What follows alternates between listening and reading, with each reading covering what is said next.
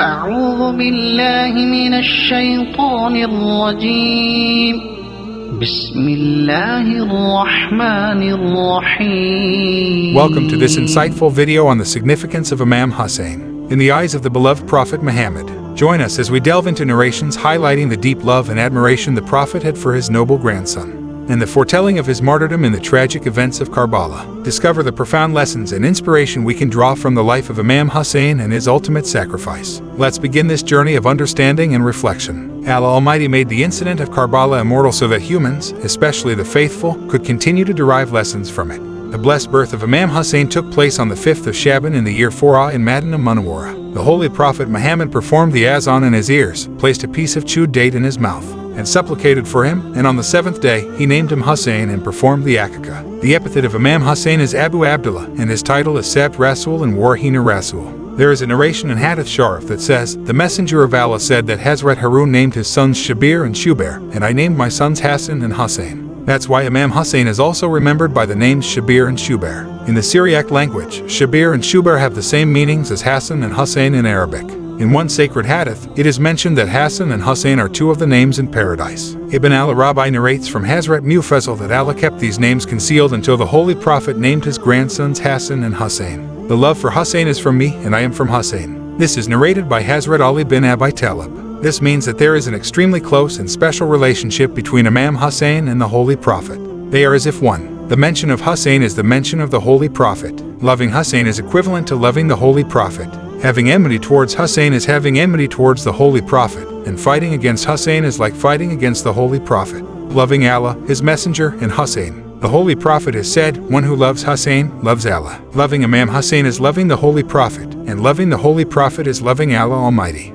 Hazrat Abu Hurairah narrates that when the Prophet entered the mosque, he asked, "Where is the little child?" Imam Hussain came running and sat in the lap of the Prophet, who placed his blessed fingers in Hussain's mouth and kissed him, saying, "O Allah, I love him, so you love him, and love whoever loves him." This narration highlights the deep love and affection the Holy Prophet had for Imam Hussain. From these sacred hadiths, it is evident that the Holy Prophet Muhammad not only desired the love for Imam Hussain from the people of this world but also requested Allah's love for him.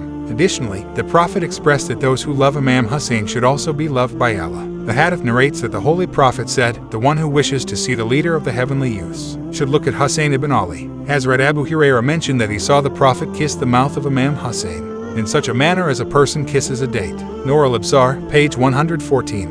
Hazrat Abdullah bin Umar was once in the shadow of the Kaaba when he saw Imam Hussain passing by. Upon seeing him, Hazrat Abdullah bin Umar said, "Today, he is more beloved to the inhabitants of the heavens than all the inhabitants of the earth."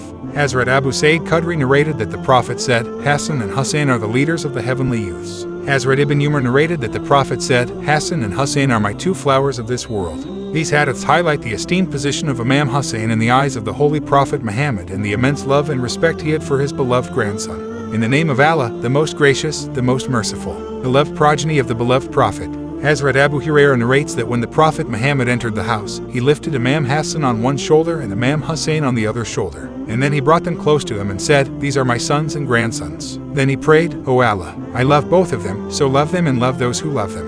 Hazrat Abu Hurairah narrates that when the Prophet Muhammad entered the house in the same manner, carrying Imam Hassan on one shoulder and Imam Hussain on the other, he said, "The one who loves them both loves me, and the one who has enmity towards them both has enmity towards me." Angels as guardians of the grandchildren. Once, the beloved Prophet Muhammad visited the house of his daughter, Hazrat Fatima. She mentioned that her two sons, Hassan and Hussain, were missing since morning, and she didn't know where they were. Before the Prophet could respond, Hazrat Jibril immediately appeared and conveyed, "O Messenger of Allah, my Lord has appointed an angel to guard and protect your two grandsons." Hazrat Fatima was assured that they were in the protection of Allah.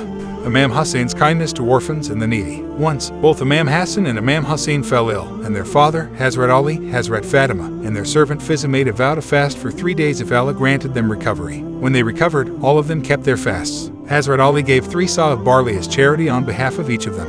However, during iftar on the first day, a needy person came, and on the second day, an orphan came and asked for food. On the third day, a prisoner came and asked for food. Each time, the person who was observing the fast willingly gave away all the food they had for iftar. At that moment, Hazrat Ali stated that this act of kindness had been accepted by Allah. The fame of Imam Hussein's martyrdom. With the birth of Imam Hussain, the news of his martyrdom also became widespread. Hazrat Ali, Hazrat Fatima Zahra, and other esteemed companions and members of the family knew that he would be martyred unjustly. This has been confirmed through authentic narrations, which bear witness to the noble sacrifice of Imam Hussain. Ibn Sa'd and Tabarani narrate from Hazrat Aisha that the Prophet Muhammad said, "My son will be killed in Ard at-Taf, and Jibril brought the red soil of that place to me." The place known as Taf is what is called Karbala.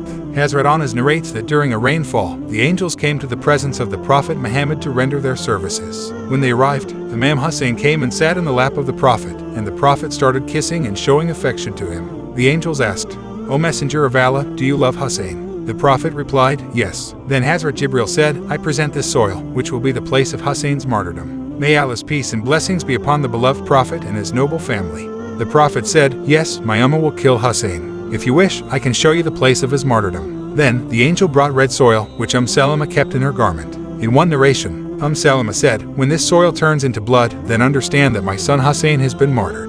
In another narration by Ibn Sa'd, Hazrat Shabai narrates that while passing through the land of Karbala during the Battle of Siffin, Hazrat Ali stopped there. People asked him about the name of the place, and they told him it was called Karbala. Upon hearing this, Hazrat Ali began to weep, and the ground became wet with his tears. He then said that Jibril had informed him that his son Hussain would be martyred near the banks of the Euphrates River in a place known as Karbala. Abu Naim Asbab bin Nubata narrates that they were with Hazrat Ali near the grave of Hazrat Hussain. Hazrat Ali said, "This is the place where the camels of the martyrs will be tied, and here their blood will be shed. Many young men from the family of Muhammad will also be martyred in this field, and the earth and heavens will weep for them." The significance of Imam Hussain is evident from the fact that the leader of all prophets, the beloved Prophet Muhammad, not only gave him the glad tidings of being a dweller of paradise but also declared him as the leader of the youth of paradise. He emphasized the love for Hussain and stated that whoever loves him loves the Prophet himself. Undoubtedly, every Muslim loves him, and the greatest sign of love is when we send blessings upon the Prophet and his family in every prayer. May Allah grant us forgiveness through the blessings of Imam Hussain and fill our hearts with patience and devotion towards him.